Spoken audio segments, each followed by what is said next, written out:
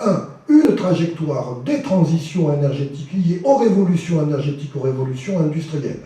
Des années 1880 aux années 1910-1920, l'électricité, les réseaux électriques se seraient déployés à travers les espaces sans susciter de réaction particulière d'ordre paysager.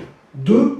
Un propos militant des courants, la minorité éclairant le peuple, donc des experts, des intellectuels militants pour un changement radical du système énergétique, tourné vers les énergies nouvelles devenant renouvelables. La troisième exception, c'est un élément central des politiques publiques. Reste à savoir à quelle échelle ces politiques publiques de transition énergétique sont appliquées.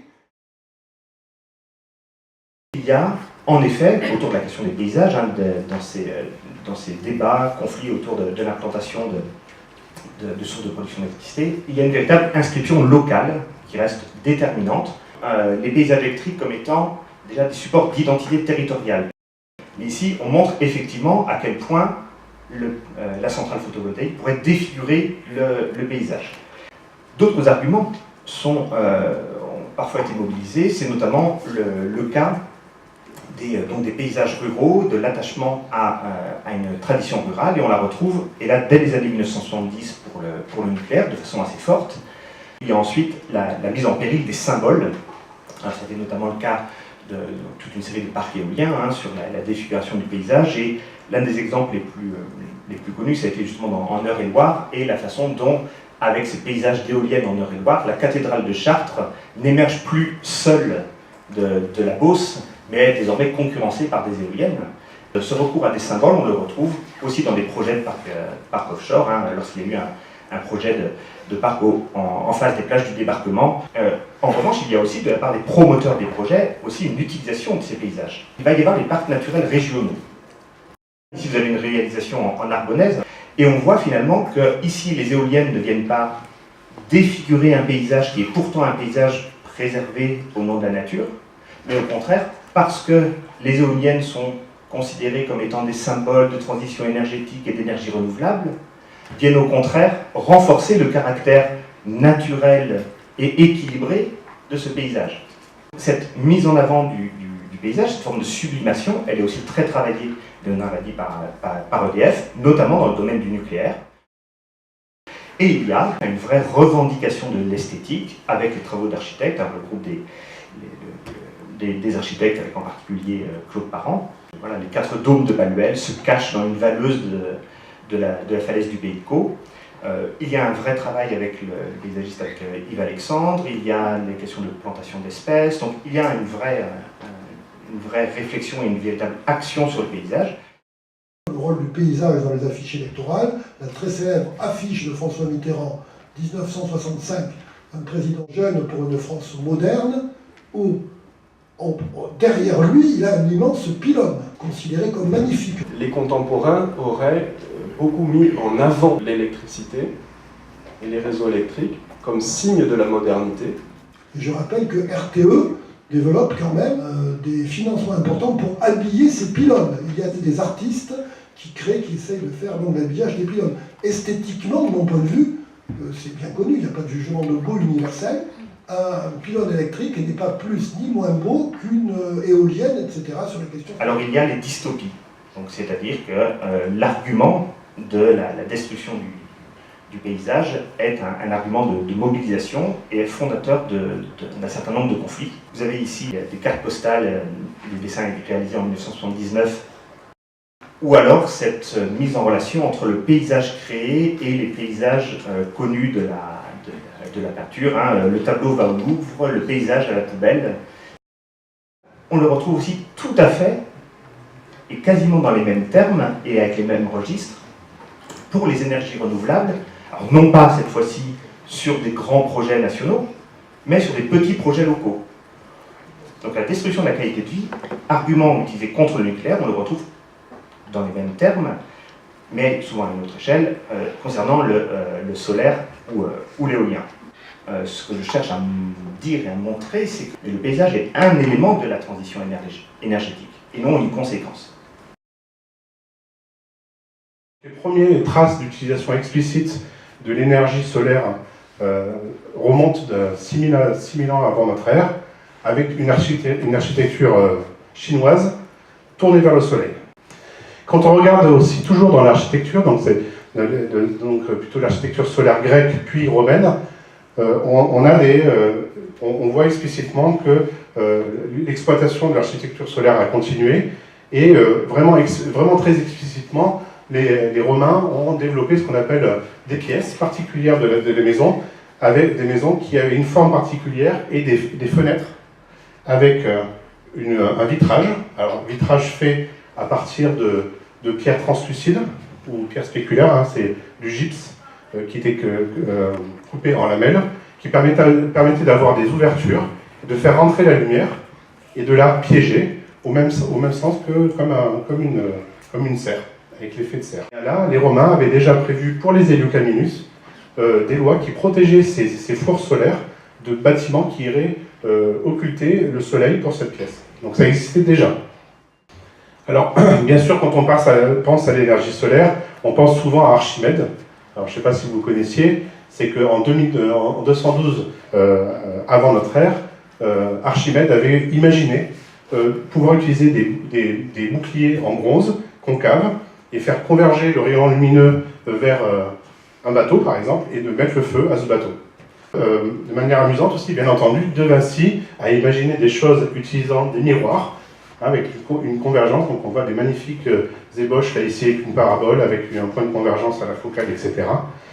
Il avait l'idée de concentrer le rayonnement lumineux, de venir le faire converger à un endroit pour faire monter en température et en vapeur d'eau, de l'eau, et le stocker dans une piscine pour stocker cette énergie.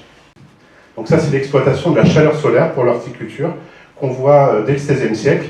Et ce qui est intéressant, c'est que Nicolas Faccio, en 1696, a proposé des améliorations avec, par exemple, un mur à fruits, mais orienté vers le sud avec une certaine inclinaison qui maximise la quantité d'énergie captée par le mur au cours de l'année.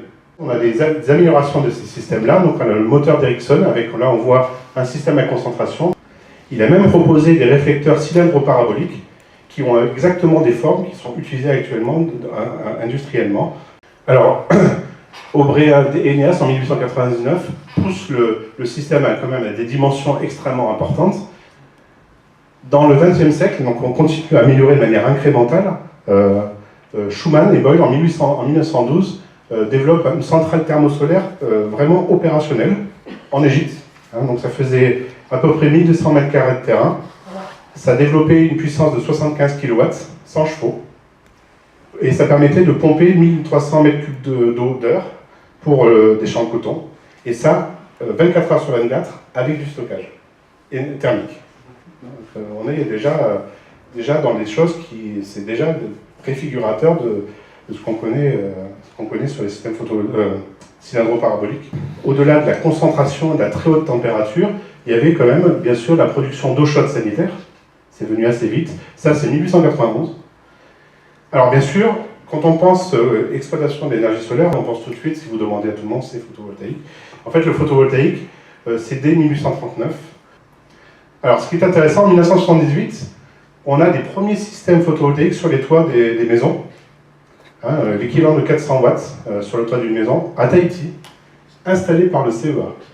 En 1982, on voit une première ferme solaire de 1 MW avec des panneaux photovoltaïques qui suivent le soleil suivant deux axes. On commence à être compliqué et à avoir de l'industrie d'ingénierie de plus en plus développée.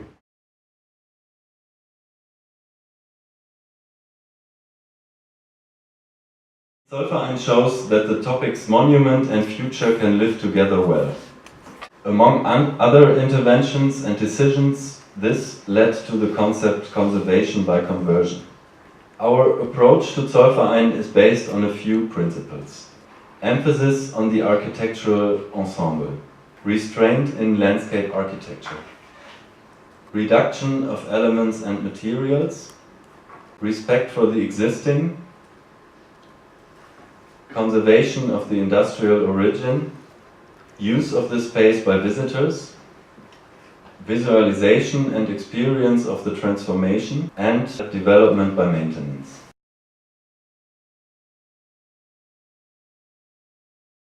les bâtiments industriels se sont ajoutés au patrimoine général de la France. Mais soyons clairs, disons que sur 100 monuments conservés, les bâtiments industriels ne doivent pas représenter plus de 5 à 10%.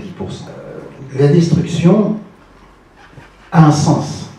La destruction n'est jamais totalement neutre.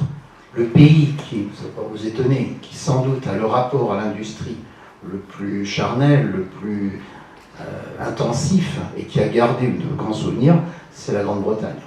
Il va se poser la question de ce qu'on va garder des énergies, j'allais dire, nouvelles.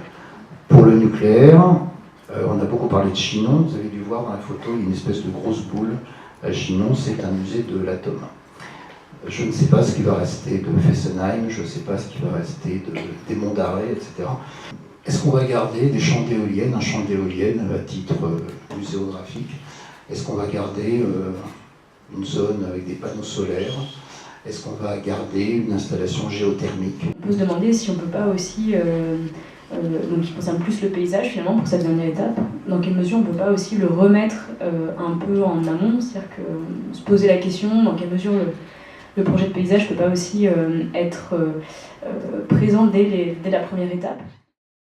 Nous allons travailler d'une certaine manière à essayer d'élaborer un petit ouvrage sur l'histoire des paysages de l'énergie qui devrait se faire pour la fin 2020, en ayant conscience que c'est un sujet qui est encore largement à ouvrir, à prospecter, à la fois dans les transformations matérielles qui ont pu se faire à la faveur de l'énergie qui ont construit, façonné nos cadres de vie, évidemment aussi nos modes de vie, tout ça est très lié.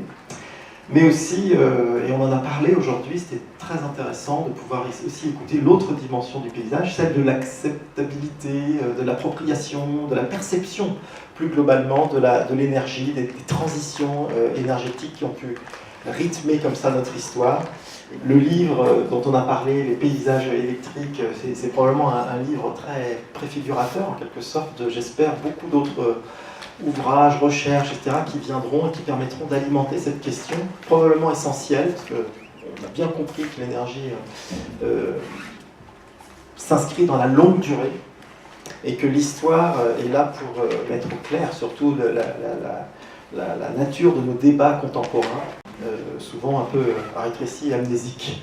Nous travaillons bien sûr à promouvoir des projets contemporains qui travaillent à la production des énergies contemporaines. C'est ce qu'on expérimente au travers d'ateliers de projets de paysage énergétique, qu'on appelle souvent des ateliers pédagogiques régionaux ici, où on a des vraies commandes autour de ces questions contemporaines.